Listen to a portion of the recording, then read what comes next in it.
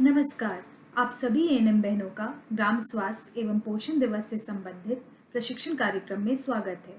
इस सत्र का विषय परिवार नियोजन है। वीएचएनडी के दौरान प्रदान की जाने वाली सेवाओं के लिए हम आपकी प्रशंसा करते हैं।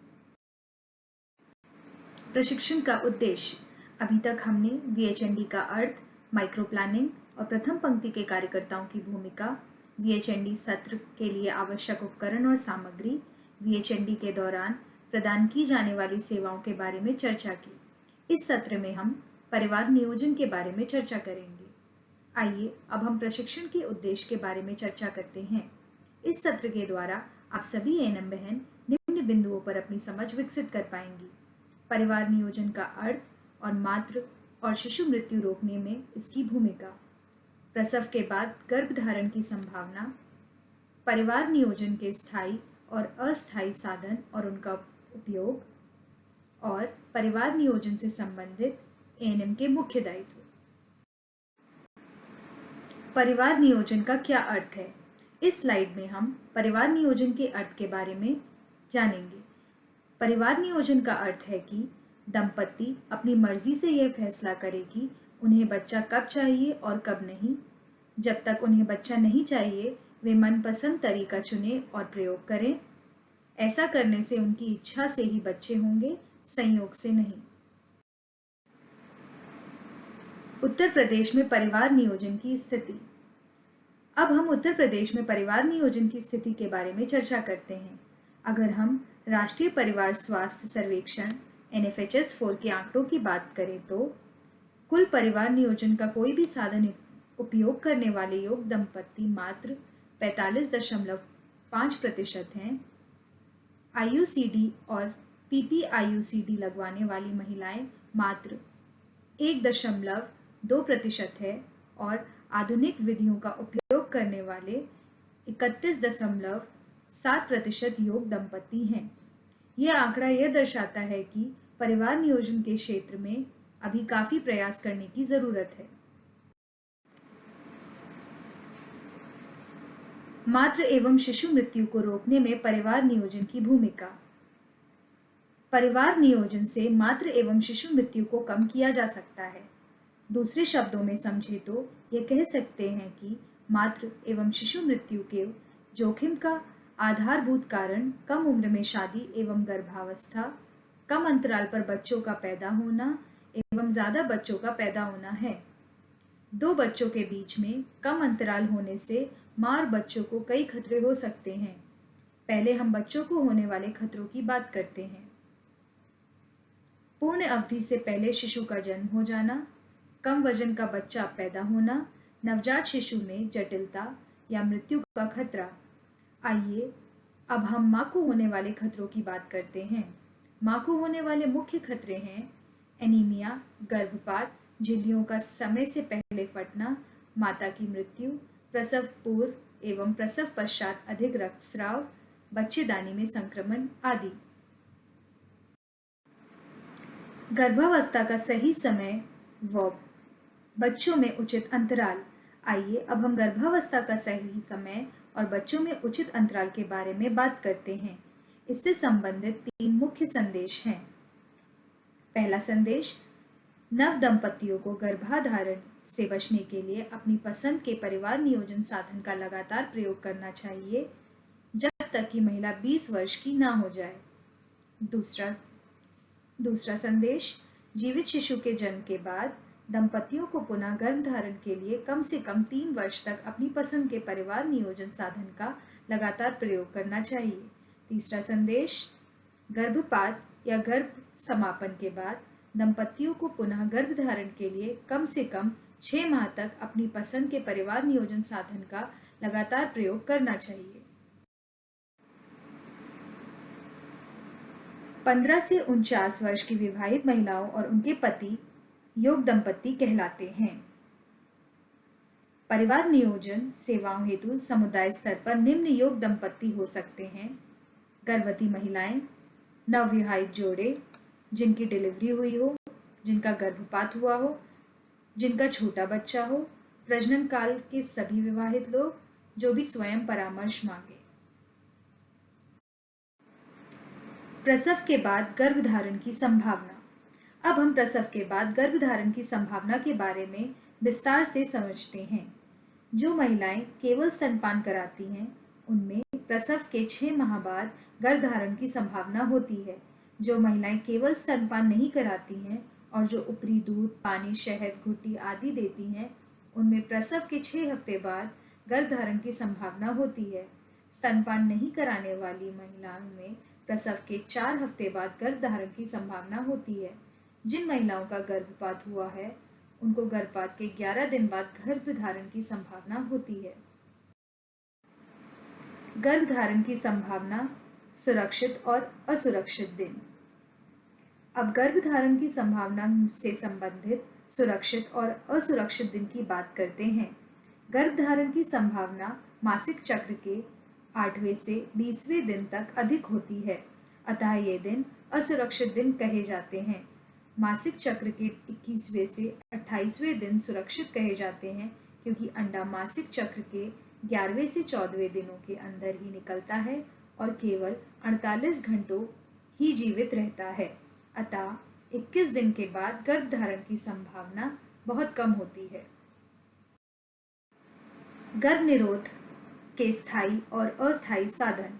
एएनएम बहनों, इस सत्र में हमने अभी तक परिवार नियोजन का अर्थ, मातृ एवं शिशु मृत्यु रोकने में परिवार नियोजन की भूमिका, गर्भावस्था का सही समय और प्रसव के बाद गर्भधारण की संभावना के बारे में बात की। अब हम परिवार नियोजन के स्थायी और अस्थायी साधनों के बारे में बात करेंगे। गर्भ निरोध के साधनों को 2 भागों में बांटा जा सकता है, अस्थायी तरीके और स्थायी तरीके। अस्थायी तरीके के 2 प्रकार हैं, हार्मोनल और नॉन हार्मोनल। हार्मोनल तरीके में माला एन, लैम और अंतरा विधि शामिल है। नॉन हार्मोनल साधनों में कंडोम, कॉपर टी और छाया शामिल किए जाते हैं। अब हम परिवार नियोजन के स्थायी तरीके के बारे में बात करते हैं। स्थायी तरीके में 2 तरीके शामिल होते हैं, महिला नसबंदी और पुरुष नसबंदी।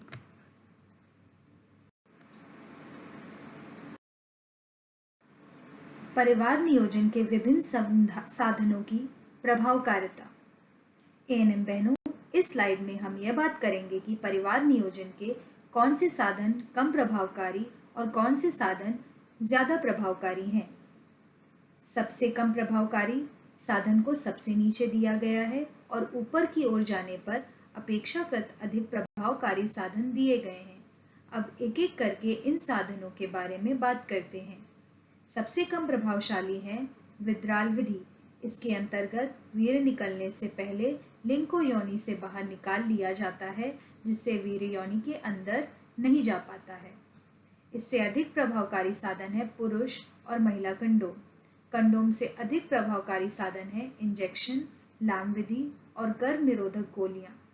इनके बारे में हम अगले सत्र में विस्तार से बात करेंगे। सबसे अधिक प्रभावकारी साधन है कॉपर टी, महिला और पुरुष नसबंदी। गर्भ निरोधक कोई साधन देने से पहले क्या करें?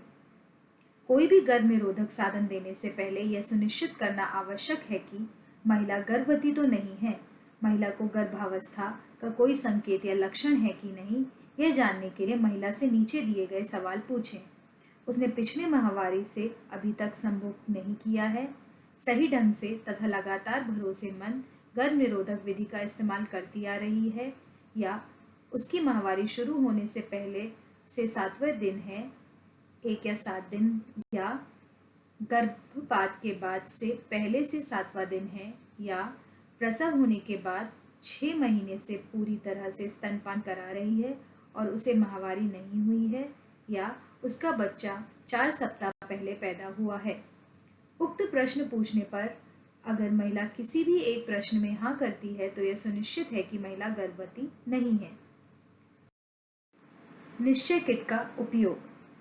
अब हम निश्चय किट के उपयोग के बारे में बात करते हैं। महिलाओं में गर्भधारण की पुष्टि के लिए निश्चय किट का इस्तेमाल होता है। एएनएम प्रशिक्षण करें। यदि पॉजिटिव रिजल्ट आए और महिला गर्भधारण करना चाहती है तो उसका वीएचएनडी पर आवश्यक सेवाएं प्रदान करें और उसका पंजीकरण करें।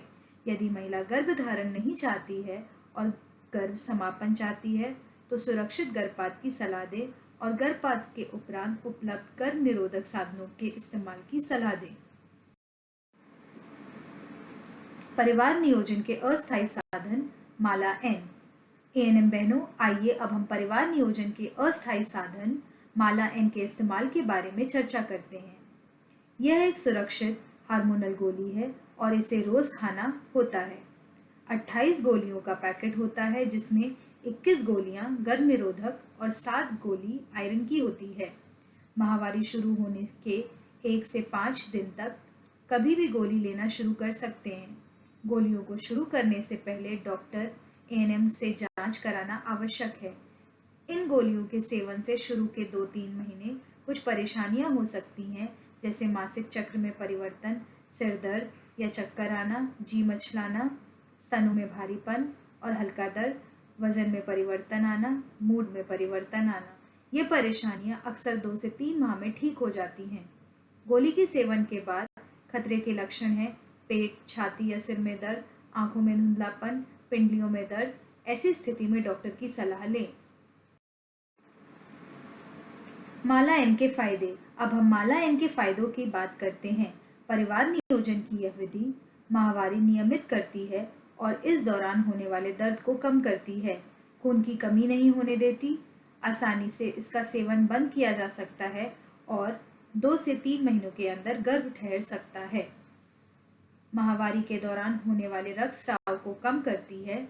स्त्रियों के डिम्ब कोश और गर्भाशय के कैंसर की संभावना को रोकती है। गोली खाना भूल जाने पर महिला को दी जाने वाली सलाह।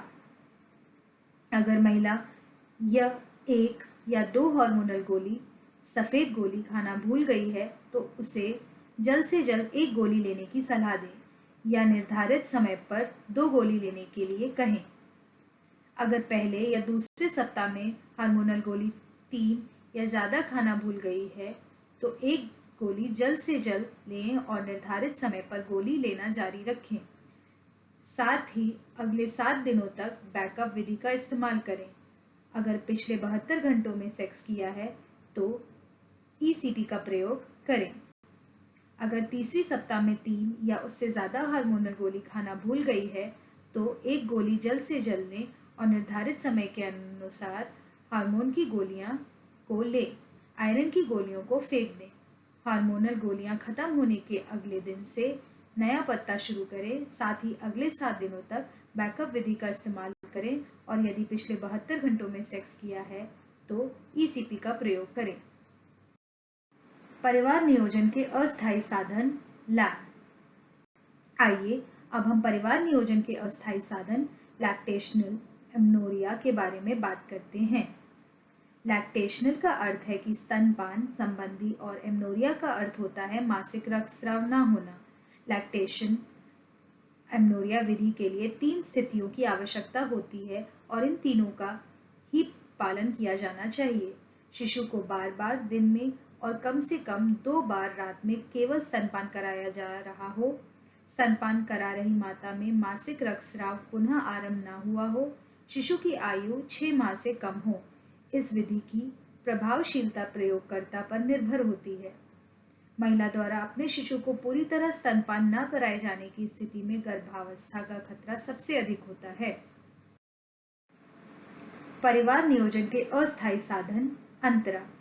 एएनएम बहनों का अब हम परिवार नियोजन के दूसरे अस्थायी साधन अंतरा की बात करते हैं।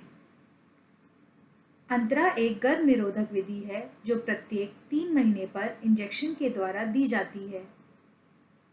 इसे मेड्रॉक्सी प्रोजेस्टेरॉन एसीटेट MPA कहा जाता है।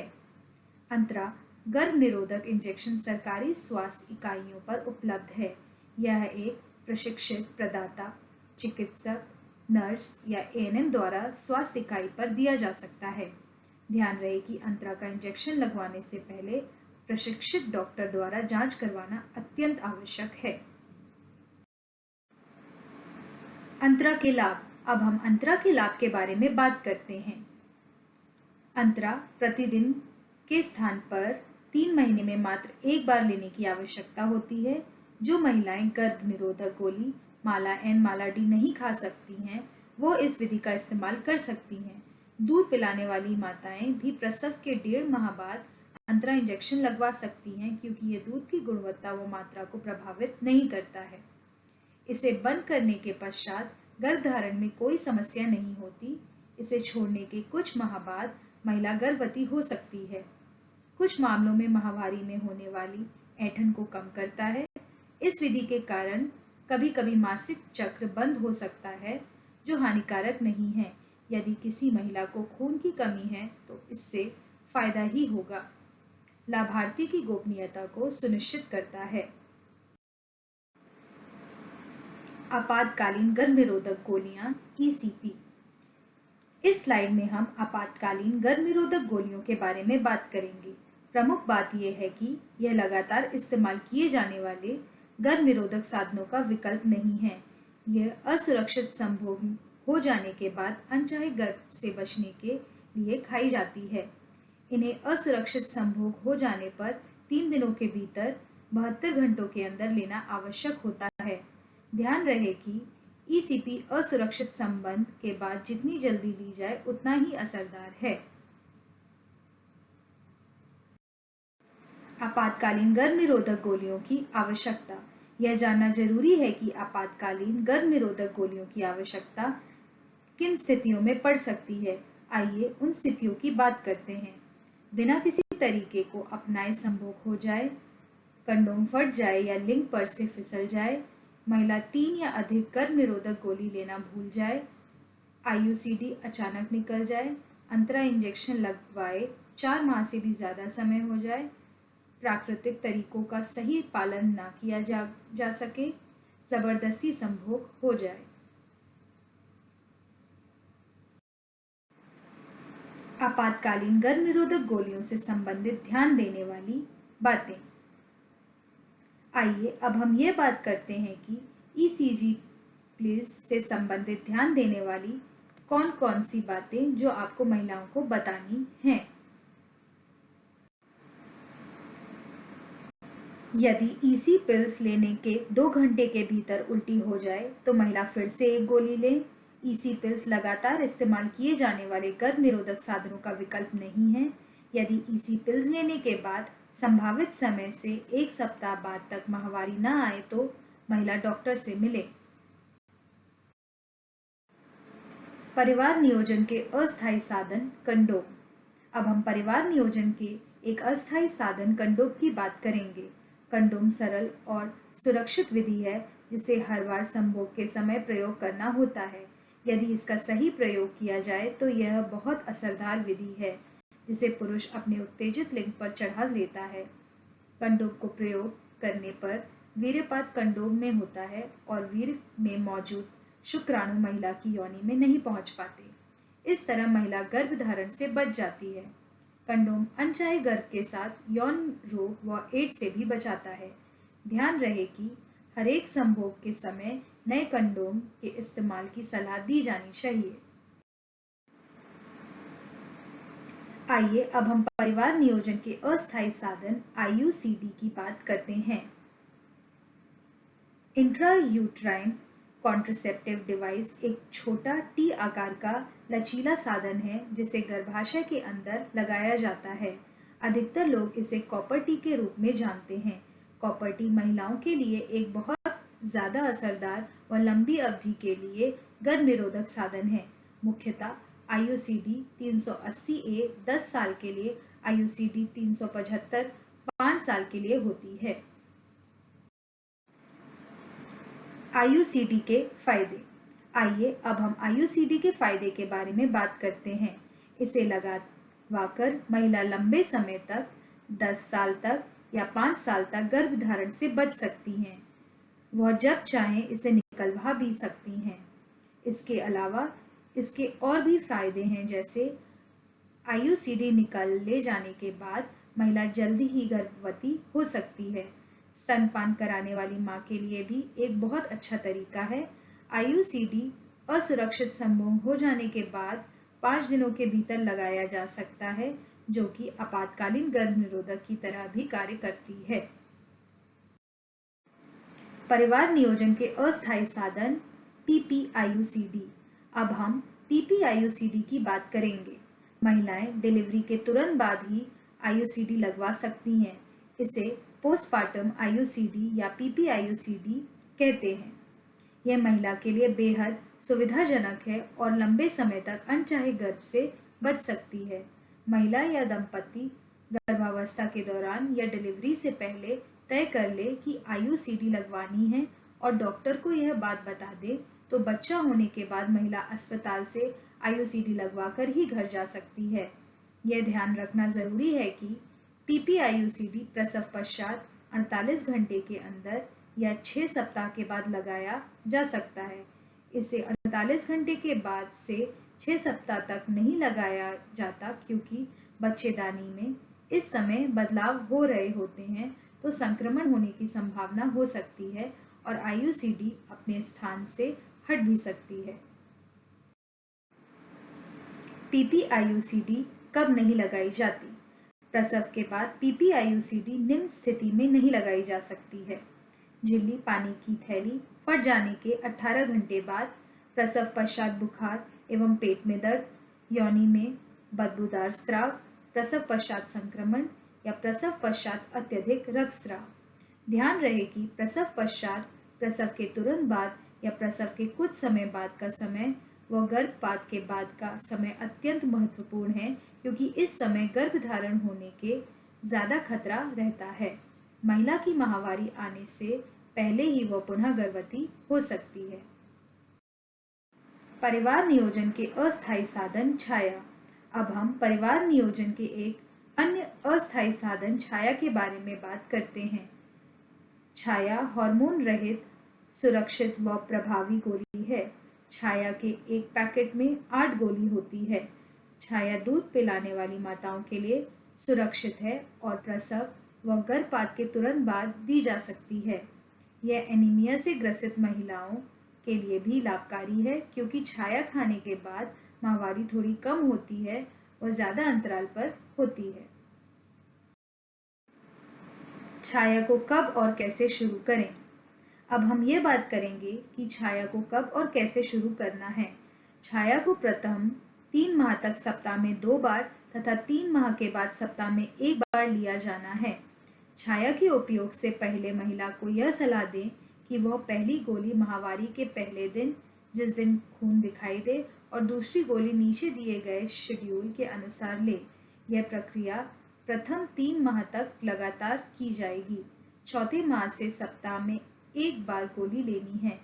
यह क्रम माहवारी की परवाह किए बिना जारी रहेगा। जैसा कि नीचे दिए गए टेबल में दिखाया गया है कि यदि पहले दिन की गोली रविवार को ली गई है तो पहले 3 महीने तक गोली रविवार और बुधवार को लेनी है और 3 महीने के बाद रविवार को लेनी है। इसी तरह बाकी के दिनों के बारे में भी लिखा गया है। छाया का उपयोग कौन कर सकता है? एएनएम बहनों, अब हम ये बात करते हैं कि छाया का उपयोग कौन कर सकता है। सभी महिलाओं के द्वारा छाया का उपयोग किया जा सकता है। उसके लिए यह सुनिश्चित करना जरूरी है कि महिला गर्भवती है या नहीं। किसी भी उम्र की महिला इसका उपयोग कर सकती है, चाहे उन्हें बच्चे हो अथवा नहीं।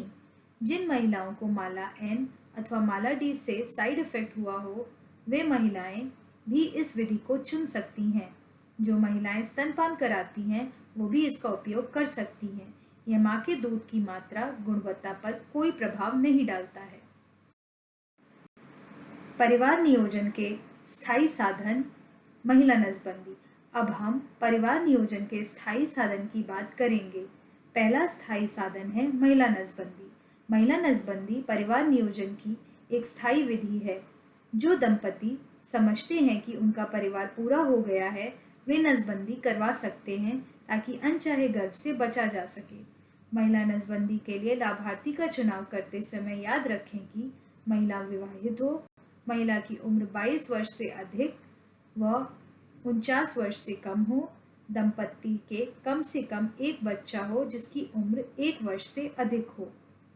प्रसव पश्चात गर्भपात के तुरंत बाद या 7 दिन के अंदर व माहवारी आने के 7 दिन के अंदर नसबंदी कराई जा सकती है।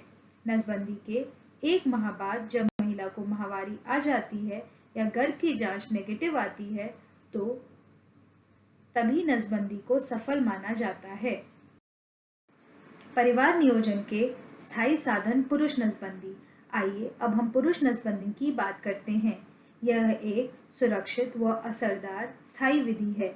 पुरुष नसबंदी में न कोई चीरा लगता है न कोई टाका, इसलिए यह आसान विधि है। सरकारी स्वास्थ्य केंद्र में यह निःशुल्क होती है। पुरुष नसबंदी के लिए लाभार्थी का चुनाव करते समय याद रखें कि पुरुष विवाहित हो, पुरुष की आयु 60 वर्ष या इससे कम हो, दंपति को कम से कम एक बच्चा हो जिसकी उम्र 1 वर्ष से अधिक हो। पुरुष नसबंदी से संबंधित महत्वपूर्ण बातें। यहाँ पर यह बताना महत्वपूर्ण है कि पुरुष नसबंदी होने के कम से कम 3 महीने तक कंडोम का प्रयोग करना चाहिए, जब तक शुक्राणु पूरे प्रजनन तंत्र से खत्म न हो जाए। नसबंदी के 3 महीने के बाद वीर्य की जांच कराएं। जांच में शुक्राणु न पाए जाने की दशा में नसबंदी को सफल माना जाता है। याद रहे कि पुरुष नसबंदी में शुक्रवाहन नलिकाओं को बांध दिया जाता है। इसमें कुछ ही मिनट लगते हैं और चीरे या टांकों की जरूरत नहीं होती।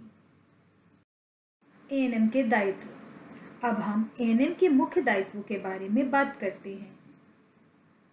एएनसी की अवधि के दौरान परिवार नियोजन के बारे में बात कराना, ताकि इन सेवाओं के बारे में सोचने का पर्याप्त समय मिल जाए और डिलीवरी के तुरंत बाद घर जाने से पहले इन सेवाओं को ले सकती हैं।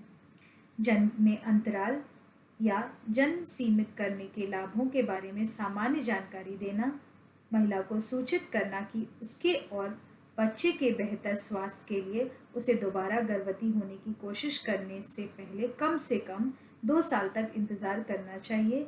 विभिन्न प्रकार के परिवार नियोजन के साधनों के बारे में जानकारी देना। एएनएम से अपेक्षा की जाती है कि वह वीएचएनडी स्थल पर निश्चय किट, ओसीपी, माला एन और छाया की उपलब्धता सुनिश्चित करें।